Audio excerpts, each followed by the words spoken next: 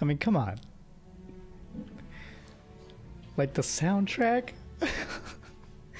it's inspiring. It just feels like space. So I actually actively avoided this game because when it first came out, the reviews were not good. People were saying that it was a corporate slop game, Bethesda had lost its way, that it didn't feel like a Bethesda title. People were making like compilations mocking the game for its lack of environmental interactivity compared to like Cyberpunk or Kingdom Come or whatever. So I avoided the game. I thought it was not worth my time.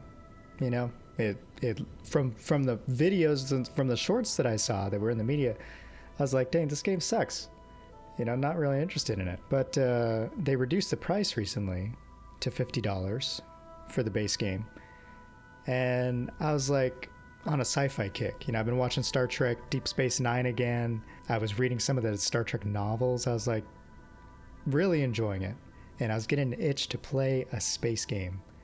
And I play No Man's Sky on and off. I love that game. It's a fantastic game. But I decided, well, let me give Starfield another try. I'll buy it and I'll play it for 2 hours. And if I don't like it, then I'll return it via the Steam under 2 hour gameplay return policy. So I started up the game and it really kind of railroads you at the beginning for the first few hours. And I didn't feel, at the end of the 2 hours, I didn't feel like I had given the game a chance yet. So I kept playing a little bit. I was like, you know what? I like Bethesda games. I'm gonna give this the college try. I'm gonna go ahead and keep playing this and see if I like it. So I kept playing it. And around 8 to 10 hours, I was like, you know what? I don't know if I like this game. The main city is kind of ugly. It feels kind of empty. And I just feel overwhelmed with all these systems, and I don't know how much depth this game has. I don't know if I want to dedicate all these hours to this game because it's like super complicated. There's a lot of systems in this game. But I was like, let me just play the story and maybe we'll wrap it up after that. So I kept playing, and what the inciting incident that really locked me in was, and I don't want to spoil anything for this game. I was playing through the story. I was just doing the regular missions and stuff. I stopped at this mining-based planet, and one of the missions was like, oh, you have to take this wine or whatever, this really expensive wine, and give it to this lady to ameliorate her father, or something like that, to repair their relationship. It was his favorite wine. So I was like, okay, let me do that. But the wine was in a place. I didn't have enough money to buy it anywhere else. Like, I was very early in the game, so I didn't have money. I didn't know how to make money very well. It was in this guy's office, so I was like, well, let me just take it, see what happens. So I didn't unlock sneak or anything, so I just stole it. And people were freaking out, oh my gosh, a thief, whatever. Typical Bethesda, stop right there, criminal scum. So I got stopped by the guards, and they were like, we're taking you into custody, or you can choose to attack them. So I was like, you know what, I'll just pay off the fine in jail or whatever. We'll see how the jail mechanics work. But they didn't take me to jail. They recruited me for the UC, the United Colonies SysDef, to do an undercover mission. I was like, wait a minute. This is kind of cool. So I did this undercover thing where you have to be recruited for the Crimson Fleet, which is like a pirate base, a pirate organization out there in space that's terrorizing everybody, and they have their own base and everything. It was really cool. And by the end of that mission, you have to make a decision that really impacts the future of the game. It impacts how you're going to interact with the Crimson Fleet, and impacts how you're going to interact with the UC SysDef. And from a role-playing perspective, it was very powerful. It was like, man, what would my character do? I actually deliberated about it outside of the game, thinking about what should I do? What would my character do? What kind of character do I want to build here for my first character? So I struggled a lot with that decision, and I eventually made one, and it's shaping the path for this character. But that invested me. That story really invested me in the game. And now, after that, I've been playing it for a couple weeks. It's the only thing I want to play. Like, it's a fantastic game. There are a couple things that I wish it had that it doesn't have, but it doesn't have those. Like, why am I asking for something that's not in the game? You know, it offers so much. Like, I just got into base building, outpost building, and mining resources and stuff so I can get a little bit of extra income. You can run missions infinitely, you know, like transporting stuff, or even you can become a pirate, and there's just so much potential here. And because I'm in a sci-fi kick right now, this is like the best Star Trek simulator game that's out there right now. I know there's Star Trek Online. I know there's like, what is that, VR game? This game is like way deeper than that. You know, you can role play. The only thing it's missing, of course, in terms of Star Trek, it doesn't feel like it's missing this because it's a NASA punk sci-fi game. There are no aliens, you know, so to speak. I mean, there's like non-intelligent life out there, and then the main mission might have something to do with that. I don't know. I haven't gone very far. But you don't go to a planet and it's run by Klingons or something. So that's a little different from Star Trek. But a big part of Star Trek are the characters. A massive part of Star Trek are the characters. You get invested in the characters. They all have their own stories.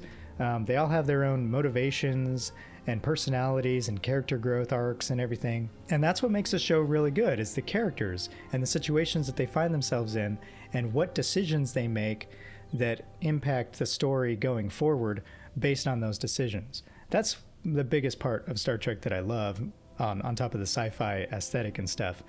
And Starfield does that too. Like, the characters are actually very well made in terms of their depth. So like, I remember in Skyrim, I was a little disappointed in the depth of the characters. There's a lot of dialogue in Skyrim, but you don't really get attached to anybody, you know? I don't remember, I can't remember anybody in Skyrim specifically that I really liked. Oblivion was a totally different story. You know, there were a lot of characters in Oblivion, like Sheogorath, for example. I mean, he's unforgettable, not only for the voice actor, but because of the role that he played. But the point of this is a cool game. Give it a try. If you are at all interested in sci-fi, it is so worth the price, like, honestly. There's so much I haven't done yet. Like, I'm only 50 hours into the game right now. I could probably spend as much time as I've spent in it with Oblivion at this point, which is like over 1,000 hours on multiple platforms. This is a very expansive game, and it's not flat. I mean, it's beautiful. It's engaging. The space combat, it feels like No Man's Sky without the auto-locking. And I don't know if there's a way to auto-lock. Maybe that's a future thing that you can unlock. But the skill tree is just so in-depth. Like, it's a great game. It's a great game. So, you know, if it's missing some things that you wish were there, that's okay. But if it doesn't have that, that's not what the game is offering. You know, the game is offering you a role-playing heavy experience that is a first-person dungeon-crawling looter-shooter, just like Fallout, just like Skyrim. It has all of those elements that brought me into the Elder Scrolls series. Like, I've played all the games from Arena, Dagger... Well, okay, I haven't played Battlespire. I haven't played Redguard, which I really should get to that one because I've heard so many good things about it. But I've played Arena, Daggerfall, Morrowind, Oblivion, Skyrim, and this fits right in there. I've played Fallout 3. I beat that one and all the DLC. Fallout 4, I was like, I can't do this again. It's too ugly. The Fallout series is too ugly to me. I don't like the aesthetic. But this is like Fallout's gameplay in the gunplay. The gunplay is very good too. That's another thing. The guns, the variety of guns that you can get is so cool. Like, there's so many and you can customize them. I haven't got into modding yet. I'm trying to save my skill points for that. But there's just so much I could talk about. And anyway, give it a try.